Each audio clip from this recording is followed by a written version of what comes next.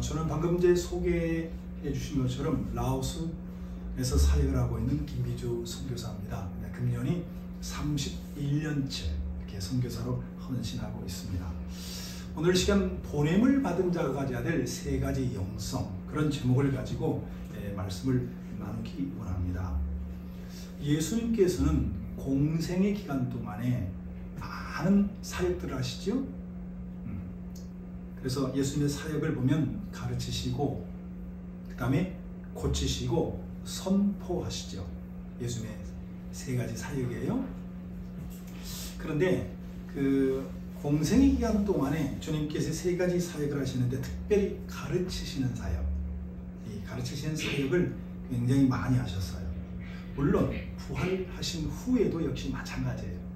그런데 부활하시기 전에 주님께서 많은 말씀을 이제 나누시는 가운데, 특별히 그 누가복음 24장에 보면은요, 누가복음 24장 44절에서 49절에 보면 예수님께서 세 가지를 말씀하셔요. 거기에 보면 44절에 들어가 보면 나, 즉 예수에 대하여 말씀을 하십니다. 그러니까 성경의 주제는 예수 그리스도세요. 성경의 주제는 예수 그리스도, 나에 대해서 말씀했다 그랬어요. 그리고 46절에 들어가 보면 예수께서 고난을 받으시고 십자가에서 죽으시고 부활하신다.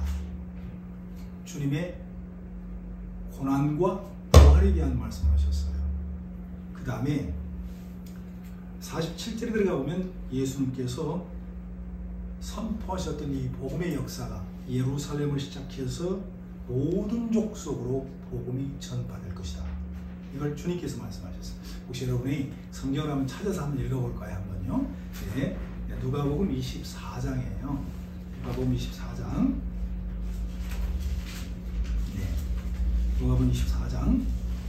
방금 말씀했던 44절 한번 읽어볼까요? 누가복음 24장 44절. 한번 읽어볼까요? 시작. 또 이르시되 내가 너희와 함께 있을 때에 너희에게 말한 바 모세의 율법과 선지자의 글과 시편에서 나를 가리켜 기록된 모든 것이 이루어져야 하리라 한 말이 이것이라 하시고, 네, 또 46절에도 또 이르시되 이같이 그리스도가 고난을 받고 제3일에 죽은 자 가운데서 살아날 것과, 그 다음에 또 그의 이름으로 제사함을 받게 하는 회개가 예루살렘에서 시작하여 모든 족속에게 전파될 것이 기록되었으니. 아멘. 네, 이렇게 44절 그리고 46절 47절에 보니까 이게 예수님께서 세 가지를 말씀하신단 말이에요.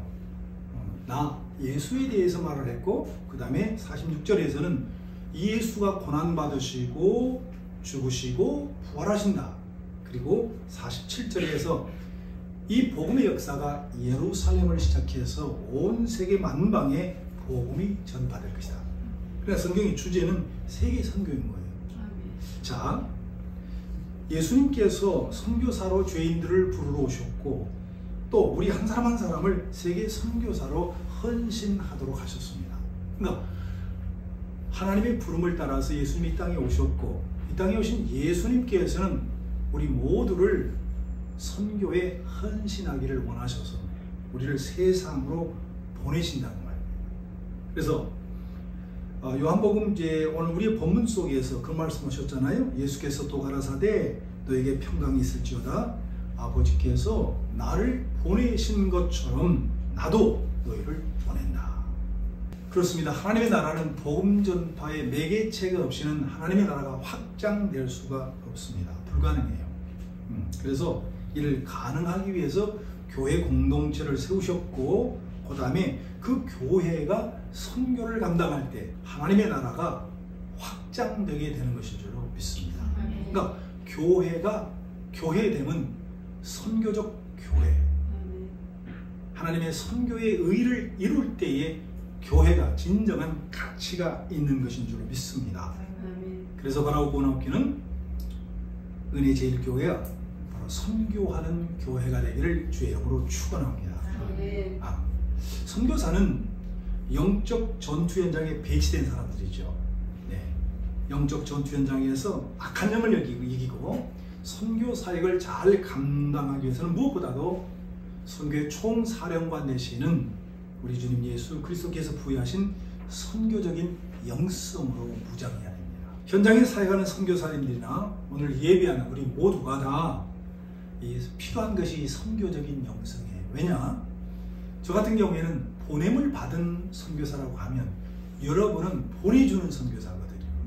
그렇기 때문에 우리 모두 다 선교적인 영성으로 무장되어질 때에 아름답고 귀한 열매를 맺게 될 줄로 믿습니다. 아멘. 자, 그렇다면 예수 그리스도께서 우리에게 가르치시기를 기뻐하시는 세 가지 영성은 뭐냐?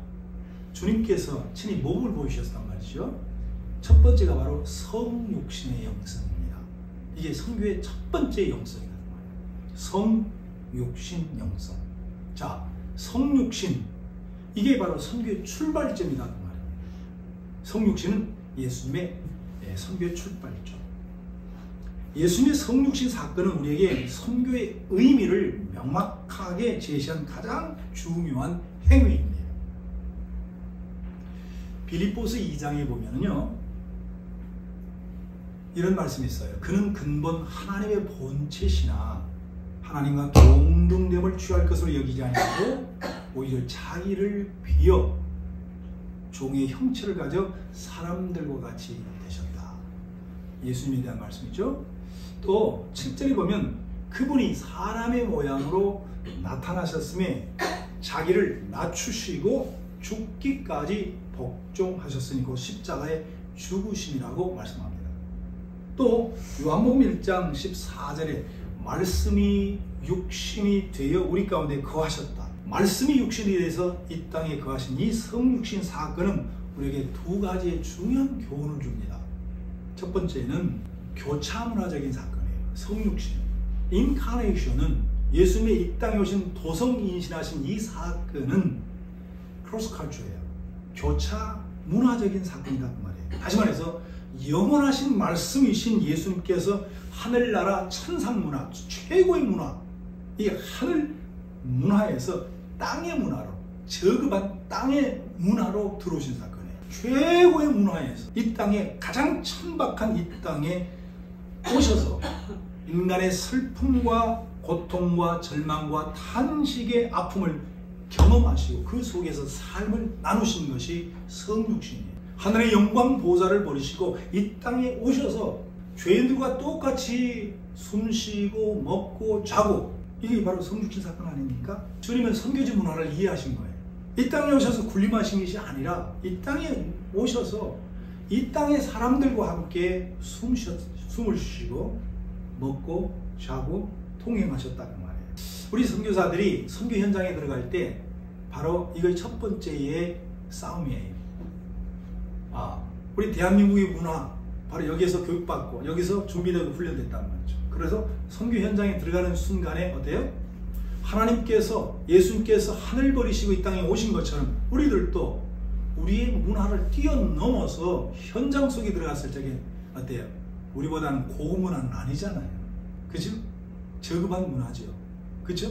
예. 여기에서 이제 중요한 것이 바로 뭐냐면 그 문화를 우리가 어떻게 볼 거냐고 말이에요. 선교 현장의 문화를 어떻게 볼 거냐고 말이에요. 모두 다 잘못됐다고 규정해서는 안 돼요. 우리하고는 다를 뿐이에요. 여기에서 다름과 틀림을 구분할 줄 알아요. 틀렸다고 보면 안 된다니까요. 선교지 문화가 우리하고 좀 다르구나. 우리 문화와 좀 다를 뿐이라고 말해요. 여러분, 우리 깍지를 한번 껴볼까요? 깍지를 한번 껴보세요. 깍지. 자, 깍지를 한번 껴보세요. 저는요, 깍지를 껴보니까 저는 왼쪽이요, 오른쪽을 덮고 있어요. 한번 껴보세요. 한번. 자, 깍지를 껴보세요. 자, 그 다음에 여러분 깍지를 반대편으로 껴보세요. 평소에 했던 습관대로가 아니라 반대편. 자, 다시 푼다 실시. 자, 평상대로 깍지를 낀다 실시. 예. 자, 반대로 한번 껴보세요. 자, 풀었다가 어때요? 자, 느낌을요. 목사님께 먼저 느낌 어때요? 이상하죠. 좀 이상하죠. 자, 어때요, 목사님은? 좀 이상하고 불편하고 그잖아요. 이상하고 불편할 뿐이지 깍지를 왼쪽에서 끼든 오른쪽에 끼든 잘못된 것은 아니잖아요. 그렇죠? 평소에 습관대로 안 해서 좀 이상하고 불편할 뿐이지 잘못된 것은 아니라니까요. 동양 문화와 서양 문화가 차이가 있어요. 만약에 예를 들어서 거짓말, 도적질하는 거하고 화내는 거하고, 여러분 우리는 어떤 것이 더 나쁜 건가요? 도적질이 나쁘죠. 그러나 아니에요. 동남아 쪽에서는요, 도적질하고 싸우는 거하고 화내고 하는 거, 불과 같이 화내는 거, 화내는 것이 훨씬 더 나빠요. 그 속에 문화적 귀신이 들어서 그런가 봐. 이렇게 이야기를 해요. 좀 가난하니까 좀 나눠 먹을 뿐이지 뭐. 그렇잖아요. 근데 화를 내요. 저 속에 귀신이, 나쁜 영이 들어서 그렇다고 봐요. 그렇잖아요. 이런 차이가 있어요. 그러니까 도적질하는 것이 우리는 나쁘지만은 그런 관점이 벌써 다르잖아요. 그렇잖아요. 북부 콩고에 있었던 일이에요. 아프리카 북부 콩고에 있었던 일인데, 어느 백인 선교사님이 이제 원로 선교사님이 사역을 마치고 이제 들어가십니다. 그리고 이제 젊은 선교사님이 오셨어요. 그리고 이제 그 현지 교회에 들어가서 설교를 해야 돼요. 첫날 첫 설교니까 얼마나 막 그냥 두근두근 할 거 아니에요? 그래서 눈 감고 막 기도했어. 그랬더니 막 아프리카 사람들 찬양 뜨겁잖아요. 그죠? 아주 열정적으로 찬양을 한단 말이죠. 찬양 속에서 자기는 열심히 기도하고 이제 눈을 떠서 기도하려고 쫙 앞을 보는 순간에 오 마이 갓. 모두 다 우통을 다 드러내고, 여성들이 우통을 드러내고 있으니까 어때요? 막 이게 주렁주렁 하잖아요. 이게 뭐야? 얼마나 당황스러운지. 그래서 설교를 마치면서 여러분 다음 주에는 옷을 다 입고 오세요. 그렇게 이야기를 했어요. 근데요, 우통을 벗고 예배를 듣던 사람들이 난리가 났어요. 왜냐하면 거기서는 정결한 여인들만 버무도당당하게 가슴을 여는 거예요. 몸을 파는 여인들이나 옷을 입는 거지. 우리보다 그러면 옷을 입으라고 한 것은 어떻게 하는 거예요? 그렇잖아요. 전혀 다른 컨셉이다 그 말이에요. 전혀 다른 컨셉이에요. 여러분, 찰스 크랩이라는 사람이 있는데요. 이 사람이 교차 문화 전망이라는 이야기를 해요. 이게 이제 크로스 칼처 이제 프로스펙티브인데요. 이 교차 문화 상황 속에서 이 상대적인 문화를 하등해서는 안 된다는 말이에요. 내 문화를 월등히 엑설런트하고 생각하고 상대방의 문화를 낮게 보면 안 된다는 말이에요. 상대방의 문화 자체를, 우리가 그들의 문화 자체를 그대로 받아들일 수 있는 그런 이해 폭이 있어야 된다는 말이에요. 여러분, 미국 선교사와 인도 선교사가 함께 일을 해요. 자, 그런데 미국 선교사가 함께 일을 하는데 인도 선교사가 종종 밥을 먹으면 손가락으로 밥을 먹는 거예요. 여러분 커리라이스 같은 거 다 그거 아니에요? 손으로 이겨서 밥을 먹는단 말이에요. 그러니까 이 서양 선교사 입장에서는 저 포크가 있고 나이프가 있는데 굳이 저렇게 손으로 먹어야 되나? 그렇게 마음적으로 생각을 했어요. 그러다가 어느 순간에 그 사람과 나 사이에 좀 더 친밀이 됐다고 생각을 해서 이제는 그런 이야기 좀 해준 거예요. 그 포크가 있고 나이프가 있는데 그거 왜 손으로 먹냐? 그 소리는 불결하게 그 말을 하지 않았지만은 그게 지금 함의가 돼 있잖아요. 그죠? 왜 그 포크 나이프가 있는데 그 손으로 먹어? 그 소리는 가로 열고 가로 닫고야 왜 불결하게 그렇게 손으로 먹냐 그 말이야. 그랬더니 인도 선교사 입장에서는 이게 무슨 소리야?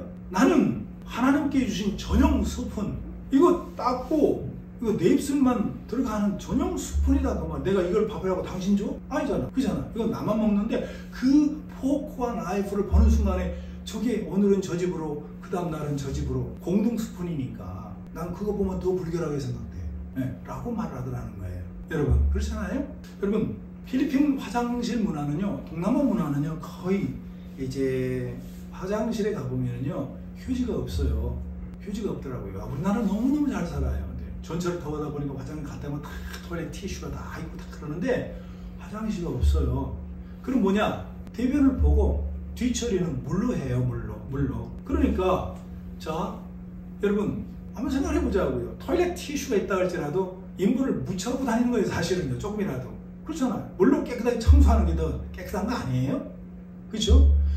우리는 토일렛 티슈를 가지고 뒷처리를 하는 것이 깨끗하고 봤는데 아니야. 저쪽 입장에서는요. 아니야. 그것보다는 물로 청소하는 것이 더 깨끗하지. 그렇잖아요.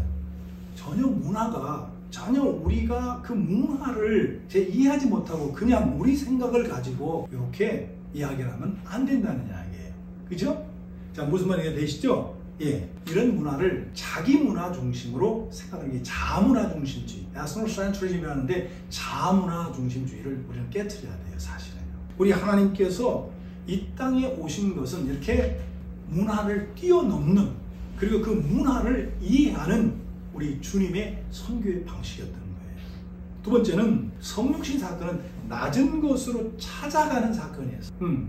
그래서 주님께서 가장 높은 천상에서 이 땅에 낮아지셨다는 것은, 그리고 찾아오셨다는 것은 우리에게 굉장히 귀중한 의미를 주는 줄로 믿습니다.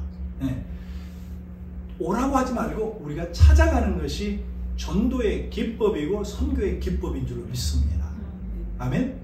바로 고나옵기는 여러분의 교회가 많이 찾아나가는 하나님의 귀한 권속들이 되기를 주의 이름으로 축원합니다. 두 번째는 동일시의 영성입니다. 이 동일시의 영성.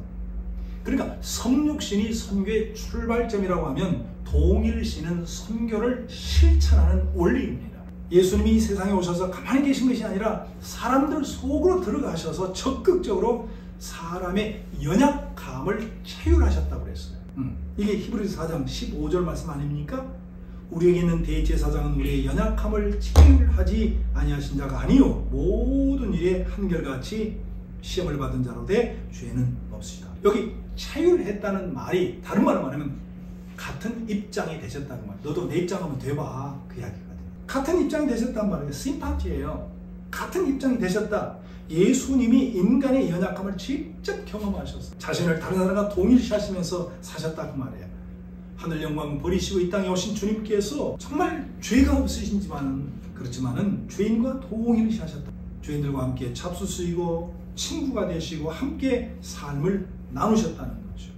그래서 우리가 사람을 함부로 쉽게 평가를 하고 비판을 해서는 안 되는 것 같아요. 아, 저는 나쁜 놈이라고 손가락질해서는 안 되는 것 같아요. 네, 한번 생각해보세요. 여러분 전량에서 한번 손가락질 한번 해보세요. 한번 저를 나를 한번 총알 한번 쏴보세요. 사실은 여러분 저를 총알 쐈잖아요. 사실은 1, 2, 3, 3방 여러분 들어가고 있어요. 그렇잖아요. 정지하는 순간에 아니야, 요건 옆으로 오발탄 간다 할 때 3방을 정확하게 자기 심장을 때려요. 그렇죠? 여러분 그렇습니다. 우리 주님은 이 땅에 오셔서 정말 죄인들과 같이 사셨어요. 함께 그들을 이해하시고 그들 속에 들어가셔서 함께 삶을 사시는 체휼하신 주님이신 줄로 믿습니다. 이게 두 번째 영성이다 그 말이에요. 세 번째는요, 섬김의 영성이셨어요. 섬김의 영성. 그러니까 선교는 교회 공동체가 교회 울타리를 뛰어넘어서 타문화권에 들어가서 섬김을 실천하는 방식입니다. 우리끼리 신앙생활 아무 의미가 없어요. 우리끼리 찬송하고 기도하고 우리 같이 펠로십하고 여기서 힘받아서 탄력받아서 이제는 세상을 향하여 나가야 될 줄로 믿습니다. 아멘. 나가서 세상을 섬겨야 될 줄로 믿습니다. 아멘. 이 섬김이 바로 주님이 우리에게 가르쳐주신 선교적인 영성이다 그 말입니다. 아멘. 주님께서는요, 이 땅에 어떻게 섬기신 줄 아세요?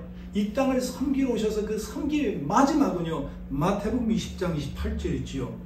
섬김의 마지막은 당신의 생명을 주는 것이었어요.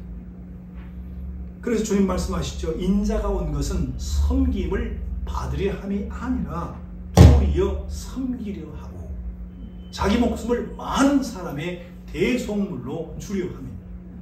주님이 이 땅을 섬기러 오셨고 그 섬김의 그 마지막 끝자락은 당신의 생명까지라도 아낌없이 부어주신 줄로 믿습니다. 네. 여러분, 우리가 한 사람을 위해서 기도하고 그 한 사람의 영혼이 얼마나 소중하다는 걸 우리가 꼭 깨달아야 될 줄로 믿습니다.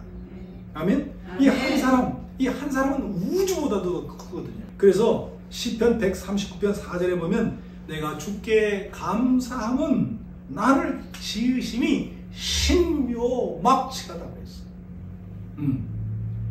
몹시 정말 지독하게 이해할 수 없는 큰 사랑이라는 거 아닙니까? 그렇습니다. 한 사람 한 영혼이 그렇게 귀한 존재거든요. 그래서 에베소에서는요, 에베소 2장 10절에서 우리는 그의 만드신 바라 그랬어요. 우리는 그의 만드신 바라. 주님께서 한 사람 한 영혼을 God's workmanship이요, 요걸 이게 헬라말로 보면 포에마예요. 여기서 바로 포엠, 시가 나와요. 여러분 시인이 한 편의 시를 쓸 때에 어때요? 가장 귀중한 언어로, 최고의 언어로, 합축된 언어로 한 편의 시를 쓰잖아요. 하나님께서 우리 인간 한 사람 한 사람을 그렇게 한 편의 시로 지었다는 말이에요.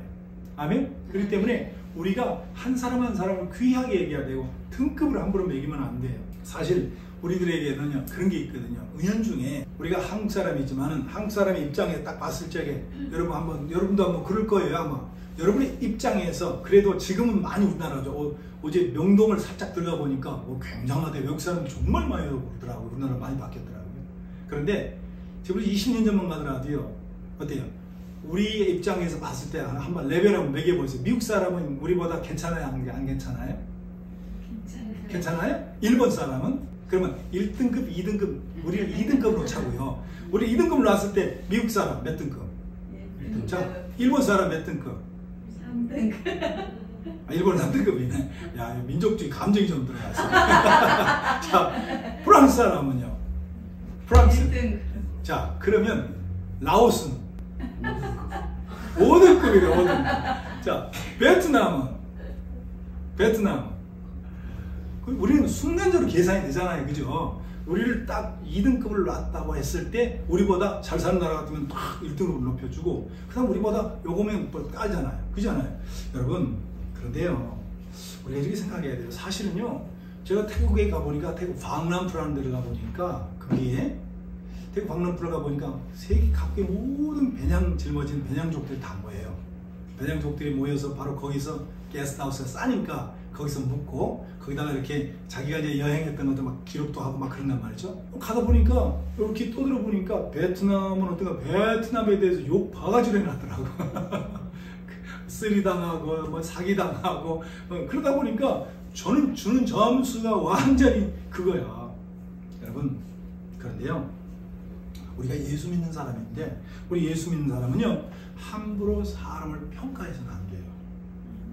하나님께서 말, 네가 짓게 뭔데 내 작품을 네가 평가해 라는 주님의 준엄한 음성이 들릴 거예요. 여러분, 우리가 사람을 귀하게 얘기해야 될 줄로 믿습니다. 아멘. 비록 그 인간이 지금 사기치고 그 인간이 지금 몹쓴 것 같아도 아니에요. 언제는 개가 천선할 수 있거든요. 아멘. 그래서 항상 우리가 넉넉한 그리스도의 심장을 가지고 주님의 심장을 가지고 이렇게 사람을 귀하게 여기고 한 사람 한 사람을 소중하게 여길 때에 바로 그것이 전도의 시발점인 줄로 아멘. 믿습니다. 말씀을 맺습니다. 사랑하는 성도 여러분, 우리가요 주님의 가르침 또 주님을 통해서 우리는 세 가지 영성을 배웠습니다. 첫 번째는 성육신, 두 번째는 동일시, 세 번째는 섬김입니다. 선교는 내가 하는 게 아닙니다. 사실은 우리는 주님의 명령을 따라 그 자리에서 이 세 가지만 실천해도 하나님께서 하나님의 일을 하시고 선교는 하나님이 하신 줄 믿습니다. 그래서 하나님의 선교입니다. 교회도 역시 마찬가지입니다. 교회도 우리가 하는 게 아닙니다. 주님이 교회를 이루어 가십니다.